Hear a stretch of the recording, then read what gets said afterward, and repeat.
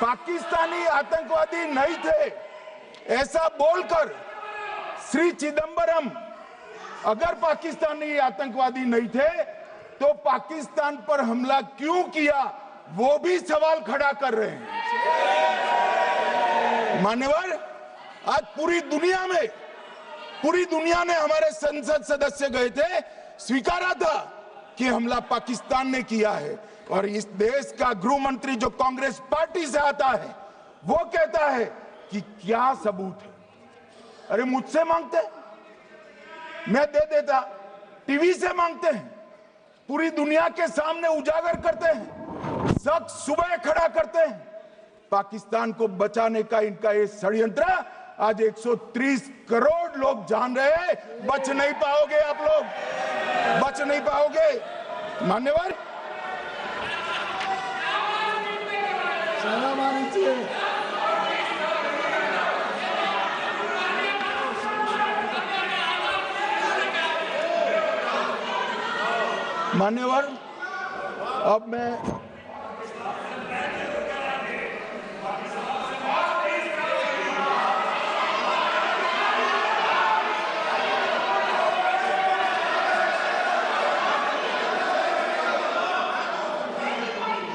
मान्यवर, अब मैं पहलगांव आतंकी हमला और ऑपरेशन सिंदूर, ये दोनों घटनाक्रम के लिए मान्यवर ये अभी से थक जाते हैं।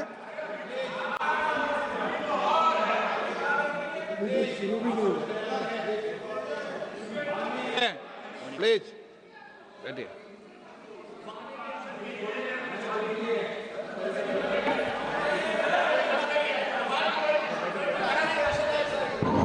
मान्यवर, मैं आपके माध्यम से कहना चाहता हूं, थोड़ा धैर्य रखे भैया, अभी तो शुरू हुआ है, अभी तो शुरू हुआ है। मान्यवर, मैं पहलगांव आतंकी हमला और ऑपरेशन सिंदूर के बारे में पूरा घटनाक्रम बताना चाहता हूं। कल ढेर सारे सवाल उठाए। वैसे तो मुझे लगता था कि कल रक्षा मंत्री जी के भाषण के बाद शायद कांग्रेस पार्टी सपोर्ट में भाषण देना शुरू करेगी, और अगर थोड़ी बहुत जनता की इच्छा की परख होती तो वो ही करते, मगर नहीं करा, क्योंकि रक्षा मंत्री जी ने बहुत बारीकी से ऑपरेशन सिंदूर की सफलता, इसकी जरूरियात, इसकी प्रासंगिकता और इसके परिणाम, इसके बारे में बहुत अच्छे तरीके से सदन के माध्यम से पूरी देश की जनता के सामने रखा जाता। मगर फिर भी उन्होंने बहुत सारे सवाल किए। अब सवाल किए हैं तो मुझे जवाब देना भी पड़ेगा, उनको सुनना भी पड़ेगा। मान्यवर, मैं पूरा घटनाक्रम बताना चाहता हूं। मान्यवर, 22 अप्रैल को पहलगांव में आतंकवादी हमला हुआ। इसमें 26 लोग मारे गए, 25 भारतीय और 1 नेपाली नागरिक। हमने उसी वक्त मैं श्रीनगर जाने के लिए निकल गया। रात को ही सुरक्षा बलों की मीटिंग कर ये भाग न पाए इसकी व्यवस्था की। माननीय मोदी जी ने 23 और 30 अप्रैल को सीसीएस की मीटिंग चेयर की। ये कह रहे हैं, मैं आज बताना चाहता हूं कि सीसीएस की 23 अप्रैल की मीटिंग में क्या हुआ।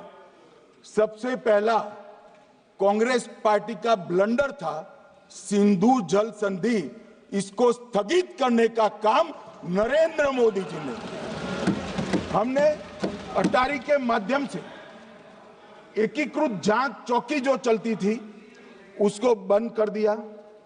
पाकिस्तानी नागरिकों के सार्क वीजा को सस्पेंड कर सभी को वापस पाकिस्तान भेजने का काम किया।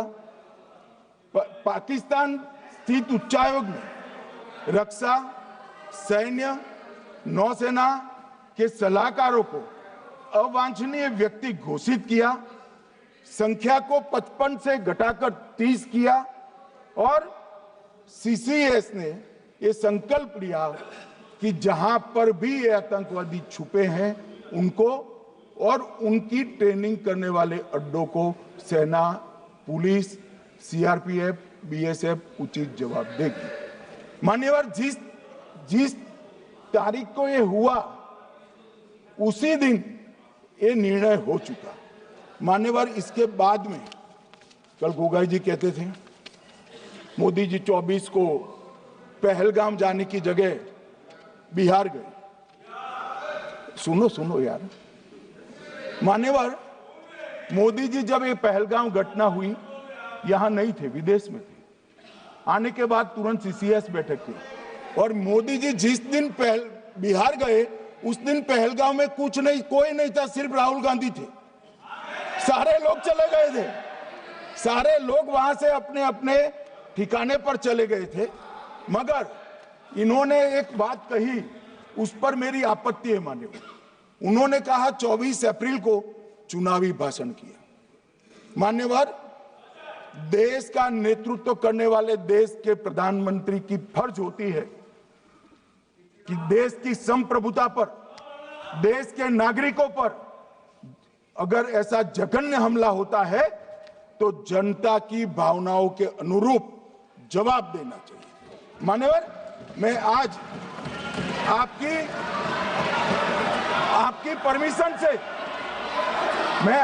परमिशन से मोदी जी के बिहार भाषण के कुछ अंश पढ़ना चाहता हूं।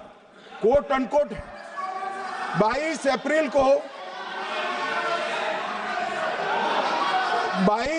को पहलगाम का यह हमला केवल निहत्थे पर्यटकों पर नहीं बल्कि पूरे भारत की आत्मा पर एक दुस्साहसपूर्ण प्रहार है।